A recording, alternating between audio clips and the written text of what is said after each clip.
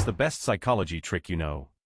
Story 1. If you greet people as though you are excited to see them, they will be equally happy to see you. This works great if you work in customer service and don't want to deal with people with bad attitudes. Story 2. If you present someone with a limited set of options, usually 2 or 3, instead of asking an open-ended question, you can subtly guide them towards making a decision that aligns more closely with what you want. For example, instead of asking what do you want to do tonight, you can say would you like to watch a movie or go out for dinner. Story 3. If someone is angry with me and yelling or whatever, I will calmly say I think I understand, but could you phrase the problem differently to help me understand better? 910 times they stop dead in their tracks, regroup and rephrase calmly and way nicer. In short, getting people to actively think about what and how they say something. Story 4. Ignoring someone causing problems. Ignore them, someone talking, move along, go and do something else. Almost no one is necessary and you don't need to entertain anyone if they want to make things hard. Don't feed the trolls people. Story 5. My dad used this phrase a lot while I was growing up. Make it easy for them to give you what you want. When asking for something that needs approval or input from someone else, think about the situation from the other person's perspective. Try and anticipate any reason they may say no or disagree and have a rebuttal ready. Even better if you can make it sound like it was their idea in the first place, of that their ideas are going to contribute in some way or that they'll benefit. Also, body mirroring, body language in general. When you're trying to connect with someone, mirror their body language and keep eye contact. And when interacting with people, try to keep your posture straight and don't close yourself off. Keep your body language open and relaxed and people will enjoy your company more and be more likely to trust you. Story 6. When navigating busy sidewalks and people walking towards you keep getting in your way, keep your eyes focused on where you are going and don't make any eye contact. People will glance at your face and instinctively avoid your path. It's not a perfect solution, but it's a noticeable improvement. Works best if you're tall. You can also fix your target direction on a distant tree if you're not. Enjoy. Story 7. Get in the habit of doing something nice for the next guy without expecting reward or recognition. It doesn't have to be anything major, just little stuff, picking up a bit of trash or whatever. It doesn't really matter how it affects others, but it makes you feel better in small increments that can add up. Story 8. If you work with someone who you have a stressed relationship, ask them to teach you something, even if you already know it. It'll help repair the relationship and that person will never know. Story 9. This only really works on people you're close to or it comes off pedantic. When someone accomplishes something cool like get a job or graduate or get a promotion or whatever, say the normal congratulations, good job they'll say something dismissive like thanks, but then you reiterate the compliment, no really, that's so amazing. You should be really proud, that's just so cool, and you force them to sit in the compliment. Most people are really avoidant of being the center of attention, but everyone deserves to be sometimes, so I just draw it out and get all annoying about it, force them to feel the love. I've made several people cry with the above, not that it's the goal, but it definitely works. Story 10. If someone's speeding or cutting through traffic, I just think to myself, that person has to, and my road rage flushes away. Just because someone asks you a question, it doesn't mean they get to decide what sort of answers they can get. If you're asked about a complicated topic, it's okay to say I don't think I have enough information, or I think I need to think about it better for an answer if you don't feel comfortable answering. Story 11. When debating someone, concede a point early on. You'll be amazed at what people will concede once they know they are not the first to do so, and they'll always concede something larger than you have. I negotiate for a living works like a charm. Story 12. Ask for a smaller favor before asking a larger one. It primes them to say yes. Additionally, asking for favors and being appropriately appreciative increases their over-regard for you. Story 13. When someone tells you something you find offensive and then tries to play it off as a joke, ask them to explain the joke to you. Awkward silence ensues. Story 14. Pretending to eat my 2-year-old's veggies when she refuses to. She'll come running back to her plate to finish it because it's mine. I haven't tried it on adults, but I have a feeling it would have a similar success rate. Story 15. Your subconscious listens to how you talk to yourself. It listens to your wants, needs, and goals. It tries to make these a reality, in the background influencing your every decision. If you talk positive about yourself and your goals, your subconscious will try to make that happen. If you talk negative about yourself and your goals, your subconscious will try to make that happen. You can trick your subconscious by saying positive things when things are going bad. One study showed that this type of behavior, positive reinforcement, helped most patients more than any medicine did. TLDR: stop talking thinking negatively about yourself. Story 16. I use silence quite a bit to get people to tell me things that they don't want to. It generally goes like this: me, why did you take the cookie from the cookie jar? Them, I didn't. Me, long silence while just staring at them. Them, well, it was only one cookie, and I was hungry, and... People are super uncomfortable in silence, and will generally look to fill that silence if it goes on for too long. I find that they often will start telling the truth. Story 17. Not really a psychology trick, just an effective way to make yourself clear, taught to me by a CHP officer when I was helping direct traffic at a marathon. If you have to direct traffic, the best way to do it is use 2 fingers, point at the driver of the car. Then purposely sweep that hand along the ground in the direction you want that car to go. It makes it very clear to the driver what you want them to do. You effectively draw a path on the ground for the driver to follow. If you wanted them to go to your right, then use your right hand. if you want them to go to your left, then use your left hand. This works better than any other hand signals or yelling you can use. Story 18. Asking someone what color their shirt is before rock paper scissors. They will almost always throw out scissors. Not sure on the relation, but I've used it as a party trick many times. Obviously the person you're playing can't know the trick. I got 5 people in a row once with it at a party. Story 19. If you praise people and treat them as if they're being their best selves, and point out all the positive things they do and what you like about their behavior, they'll do more of it, and they'll do their best to live up to that expectation. Same goes for if you treat them as a loser and only point out what they're doing wrong, they'll live up to that as well. Story 20. When bargaining for a price, it's important that both sides put up at least some part of a struggle, so that you don't have to deal with buyer's or seller's remorse. Story 21. Thank people at the end of a conversation. It makes a big difference in how the entire conversation was perceived and builds a better relationship. Also, super simple, be nice to people when calling customer service in your phone, really customer service people in general. When they ask if you are okay being put on how, respond with, of course, you're the one helping me after all. It's also helpful to ask for their name if you missed it at the beginning of the call. Everyone is faceless to them, just as they are to the callers, and using their name makes a huge difference. They'll want to do more for you, and you're helping the next callers by helping your experience be better for the reps. Story 22. Silence is your ally. This sounds crazy, but if someone says something really unkind to me, I just look at them non-threateningly and say nothing. I treat it as a verbal in an elevator and let everyone around us get a good whiff. It makes the person who said the unkind thing either start acting crazy or get embarrassed about what they've said. Story 23. When my ex and I lived together, I would wait for him to pull into our driveway, then start working on a project he said he would do but didn't. He would always take over and finish it. I don't have to do that anymore because my husband is a full-grown adult who doesn't neglect his chores. Story 24. When selling anything to a family, include the kids in your sales pitch. If you get them on your side, the parents will think they're doing the right thing for their kids and they'll be more open to you. Don't talk down the previous version of the thing you're trying to sell. People form attachments to inanimate objects. Talk up the enhanced features of the replacement and how they will make operation of said thing easier, time-saving, or just value additive. Story 25. Just hand people things and they will take it. Trying on shoes. Hand them the matching handbag. Now they are holding the set. Source handbag salesperson of the month sometime in the 1980s. Story 26. If you tell a child they are ugly and worthless and a piece of from an early enough age, you can embed it deep enough that it does permanent, everlasting damage. Ask my mother. She tried it with me and it worked. Story 27. During a conversation, give the other person something to hold, a water bottle, piece of paper, pen, etc. They will instinctively take it and will hold it during the conversation. After the convo is done, walk away and wait until they realize what happened. Story 28. I just mentioned something in passing. Suddenly everyone wants whatever I said. I wield the power of persuasion. Ice cream sounds pretty good right about now. Story 29. When you're having a conversation and someone tries to put their own spin on things by putting words in your mouth thusly. So you're saying that, or the question version, are you trying to say that? The best way to respond is to recognize what they're trying to do and point out that they're the ones making whatever statement. And then politely correct them. If it's an honest misunderstanding, your clarification will be appreciated. If it's a sneaky attempt to steer the conversation or win an argument, they'll react with a lot more negativity. Story 30. When a kid is yelling and upset, I sidle up and say, hey, let's just talk. Hey, I'm right here, I can hear you. Unless it's an autistic meltdown, that kid will stop and talk to me in a calm manner. This usually works for grown-ups too. BTW. Story 31. I'm a high school teacher. If students are goofing off on an assignment, if I put a 500 Google timer up on the screen, they all start scrambling because holy, 5 minutes, go. For making small talk. If you ask someone about themselves and show interest in their responses, they'll think you are interesting to talk to. Story 32. I used to work at a non-profit at which our services would require equal commitment both from us and from our constituents in order to be effective.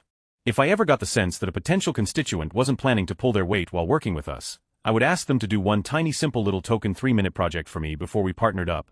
This little test probably saved me thousands of hours of wasted effort, not to mention actual dollars. Story 33. Take a look at Yelp. People tend to only speak up when they're dissatisfied. If they're satisfied or they agree, they are silent. Speak up when you agree with a point someone has made or when you are satisfied or impressed. In a contentious conversation, telling someone you agree with them can lower the temperature. In a congenial conversation, stating your agreement can make it easier down the road if you have to have a difficult conversation.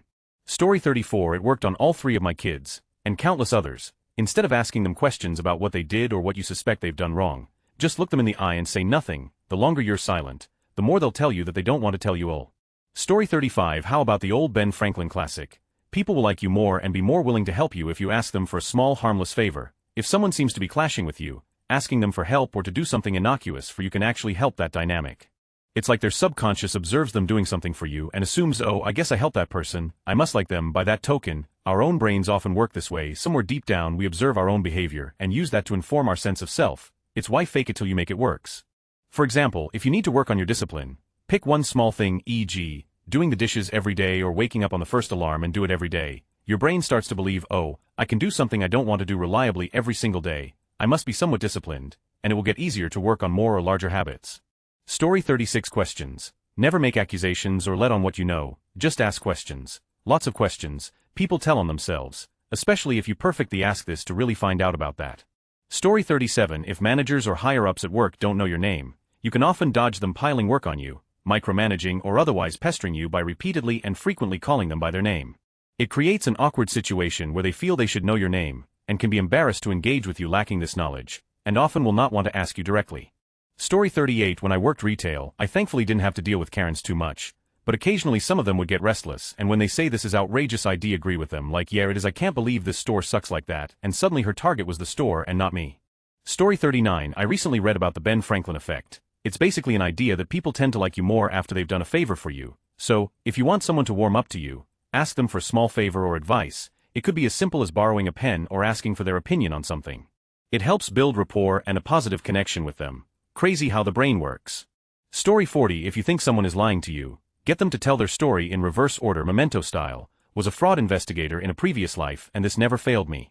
Story 41. Pay attention to people's names. Remember one tiny thing about them, and you'll have an ally for life. If someone says their birthday is next week, ask which day, and then on that day, find them and say happy birthday. That's literally it, and they will just like you after that. Don't overdo it either. Story 42. Just telling the honest truth, even when it's uncomfortable, and encouraging others to do the same. No, not in that way that brutally honest people just insult you under the guise of being honest. I mean calling out shitty rude behavior when you see it, and communicating your thoughts intentions clearly directly, but with some tact. Story 43. Doing open loops with people. We as people like to solution about a lot of stuff, so when I have discussions with certain people, I end an idea with who knows or I wonder, e.g. I'm curious to know how X was built, I wonder. Or I wonder how they even considered this idea, or I don't know how they managed to achieve X. Who knows? More than 90 of people jump in to close the scenario, even if they don't know the answer themselves. They fill it in with an assumption and it works on a lot of people. It's called closing the loop for an idea. People go crazy trying to close it in their minds. TV shows use this technique all the time. In the last 5 minutes of a show, they leave things in suspense and open a few loops so you have this urge to close it by watching the next show. Also in books or email sequences they'll end with an open loop or a hint to a curious problem but won't tell you the solution. You need to read the next chapter to find out how X really was solved. To amp this up you can add the concept of increasing the curiosity of something by giving it a code word.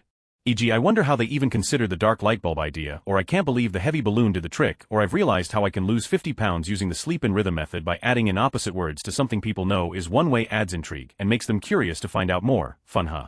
Story 44. 1. To check if someone is checking you out, turn sideways from them so that they are 90 degrees right or left from you. Very obviously look at your watch even if you don't wear one, point at your watch and nod thoughtfully. Overacting to some degree is fine.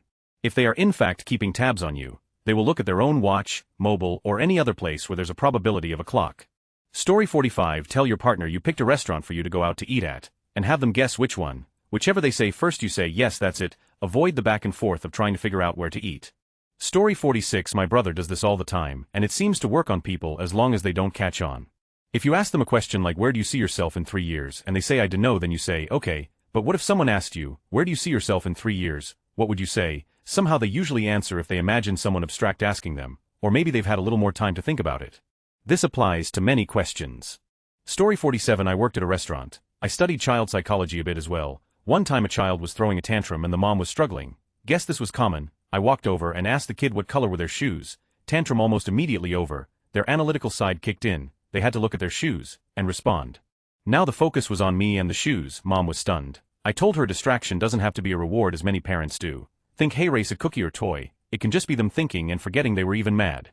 Story 48. For those that work with have kids, don't say if, say when. For example, instead of saying, if you finish your homework, you can watch telly, say, when you've finished your homework you can watch telly. It makes it more likely that they will follow the instruction, because the incentive for them doing so seems more tangible.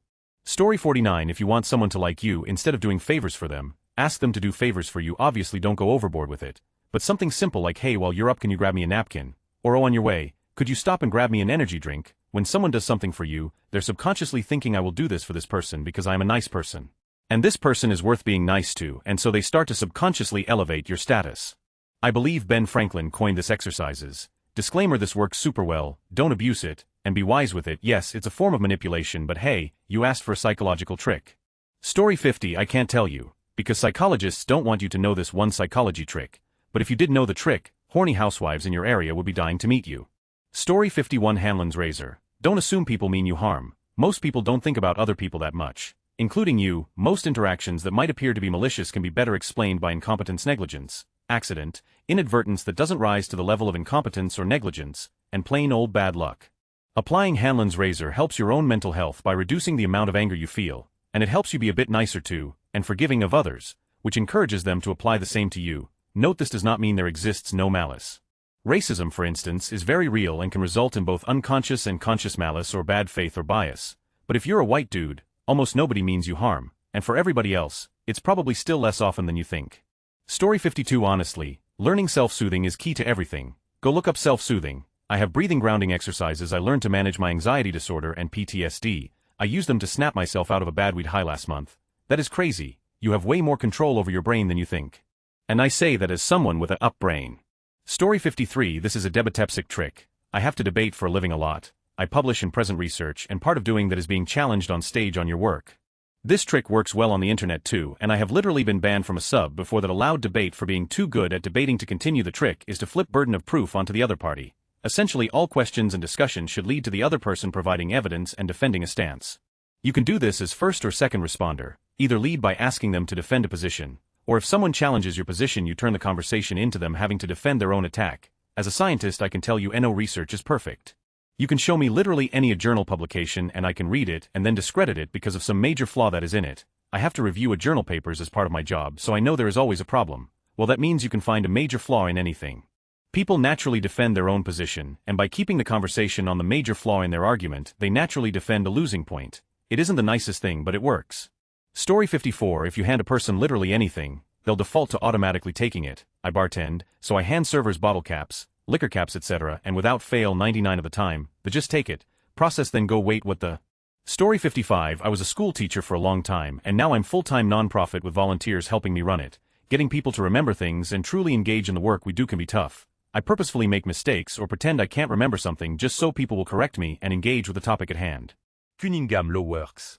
Story 56 When my daughter was a toddler, she'd sometimes get angry about things and would try and find her way out. So I gave her one. One day I said, "Oh, I can see why you're still upset. Somebody set your nose to sad here," and I tweaked her nose to happy, and she snapped right out of it. For a year or two she'd ask me to turn her nose from sad and I would, and it helped. Wasn't trying to gaslight her, just give her a mechanism for calming herself down and let her know this was something she could control. She grew out of it and learned other methods, but it was a start. Story 57 I hate to call this a trick because it sounds and feels manipulative, but I notice that most of the times when I am really calm, laid back, friendly, and non-confrontative when returning an item or talking to a customer service rep late for insurance payment, seeking to get new customers, only perks with my mobile internet carrier, etc., that I usually get my way. It's not a put-on or an act, because it's the way I really am, but I also notice people who act like dicks don't get their way as often. Story 58 When someone asks to borrow your pen, hand them a pen that is not clicky and keep the cap. No one wants to keep an uncapped pen in their pocket, so you're much more likely to get it back when they're done with it. Story 59 When you want to give up X behavior, instead of telling yourself I can't do X, tell yourself I don't do X. I can't do X as some external thing is preventing me from doing this thing that I want to do. I don't do X means XING is not consistent with my identity. No one else is stopping me from drinking soda. I'm physically capable of doing it. It's just that I don't drink soda. Story 60 Well, being in security and law enforcement, you learn how to have uncomfortable conversations and have control of the conversation. One big trick: if anyone is screaming at you, speak softly. This requires them to speak at a lower volume to hear you. Also, I will never ask someone to do something. If I need someone to put their hands on the wall, I will not say, "Can you put your hands on the wall?" I will instead rephrase to, "I need you to put your hands on the wall." One is a question, and one is a command. Every demand that is a question has two answers. Commands do not. Also, if I am in a stressful situation and someone is threatening me, I may say some off the wall to confuse them. For instance, someone says, "I'm gonna punch you in the face," I will respond, "Please, not my face. I'm starring in an episode of CSI tomorrow and I want to look good for the close-up." This does two things. One, it breaks up the tension. Two, it disrupts what we call the OODA loop. OODA loop is an acronym for orient, observe, decide, and act. Essentially, in a stressful situation you have to orient yourself to observe the problem, decide what you must do, and then act. Saying random in the middle of a tense situation makes the other party think about what you are saying and disrupts what they are going to say or do. Had a guy tell me I was a son of a. I said, "I 100 agree, man. My mother was a horrible person." He then stopped, looked at me and said, "I'm sorry, I shouldn't have said that. I love my mother." I then asked him questions about her, and all of a sudden, it turned the situation from anger to understanding. Story 61 Salting the tip jar. People are less likely and feel less pressure to tip if your tip jar is empty. If the tip jar is half full, people feel like they should tip as others before them obviously tipped. Will increase your tips twofold if you put money in the jar before your shift. Story 62. Being in sales. You don't have to hype up the item. Sell yourself and stay interested in the customer. If they enjoyed their experience, they'll either buy, be back, or recommend. Story 63. A lot of the deleterious effects of stress are due to perception. It sounds stupid to say, I don't have too stressful thing, I get TO, but a certain amount of reframing definitely helps. For me, any stressful situation, whether it be a deadline, a setback, a personal grief, I try to frame it as an opportunity to rise to the occasion and show my mettle, or at least my grace under fire. You can definitely see it with the lighter stuff. How a crunch time at work can be transformed into a mini competition and kind of get you fired up. But I think it helps with the really bad stuff too, if only because you take back a little agency in the situation. Story 64. For customer service. When the customer approach you with any issues, shut up and listen first, then repeat what they said, mirroring how they said. People are less likely to act aggressive to you that way. Act like a mediator. Most complaints are non-issues and real problems. Mostly are out of your pay grade. Story 65. I once read a book that started off with a challenge: describe a spiral staircase. It then details how it's nearly impossible to describe without making a circular motion with one's hand or finger. I began asking people, and sure enough, every one of them made a circular motion as described. The book was about mind manipulation techniques and how to apply them in marketing, knowing how someone will think before even presenting the question. Story 66. Be kind to people. It makes people want to be kind to you, and it makes life far better. Just don't confuse kindness with always having to say yes and with being kind to others at the exclusion of yourself. Story 67. You can get over any relationship in record time using cognitive behavioral therapy on yourself. Every time you think about that person or how much you miss them, simply think of something about them or something they did that you disliked. It can be a big thing like they hated your dog, or a small thing like they didn't brush their teeth first thing in the morning. All that matters is that it was something that made them imperfect to you. Every time you catch yourself missing them, remind yourself of one of their negative traits, and soon enough you won't even have to do it consciously. Your mind will just summon up those negative associations automatically. After a while you'll find that you couldn't make yourself take that person back even if you wanted to. Story 68. When wanting to end a conversation with a stranger, look at one eye, the other, glance at their hairline and repeat. The person will become anxious and self-conscious. Story 69. Using tactical silence in conversation tends to get people talking. Rambling. I learned it whilst working as a psych nurse, and it was a really good strategy to get most patients talking about what was on their mind. Story 70. When you've identified a person that only wants to talk about themselves, go with it. Always turn the conversation back to them, then get away from them as soon as you can. They'll think you're awesome. Story 71. If you need a favor from a friend or a day off from work, give them a snack they like at work. When I need vacation or sick days approval, I just walk up to my supervisor, hand them their favorite snack, don't even verbally acknowledge the food. I ask for days off. PPL are more submissive when you give them food. For a split second, you regress their brain to level 1 ape mode. Food good. Person give food, person good. Story 72. Instead of telling someone who is upset to calm down, tell them that you need them to slow down so you don't miss any of their concerns. Instead of asking whether someone has any questions, ask them what questions they have. The presumption that they have questions forces them to think critically and identify any lingering concerns on the spot instead of coming back after the fact. Whether in negotiations or interrogations, silence is the best way to get people to divulge more because the silence makes them uncomfortable. When trying to get to know someone better or collect information about something, do not ask them what they know or what they can tell you about the topic. Instead, say, tell me about. It automatically establishes you in a position of authority in this phase of the conversation, and people will naturally divulge more than they otherwise would have. When you need someone to make a decision, do not leave it open-ended. Give a set number of options and have them pick from that list. That will prevent the I don't know what do you want think it. Story 73. Anticipatory anxiety and excitement have a very similar physiological reaction. If you're anxious about something, it can help to reframe it as being excited and to think about what you could be looking forward to. Story 74. Mine is letting people know I like them. When I hang out with a friend, I sometimes text them later and say that was so fun, or I always have so much fun with you. Or if I haven't seen them in a while, I miss you, we should get together soon. Anything that basically says I like you. I read recently that people tend to underestimate how much other people like them. It's called the liking gap. I don't want there to be anyone out there that I like who thinks I don't like them. So I lay it right out there. It works because I kind of have an exuberant personality and it's not out of character. It could definitely come off as weird otherwise. They basically always respond similarly and ask me to hang out again. So I think it works. Story 75. If you want to indicate to another driver that it's their turn to go, or that you're giving them the right of way, don't wave them on or point them in the direction they're trying to go. That can come across as passive-aggressive, lead to unintentional road rage encounters because of the perceived disrespect of the gesture you used, can possibly be unclear, etc. Instead, beckon for them to come towards you with your hand, like you're trying to get your dog to come.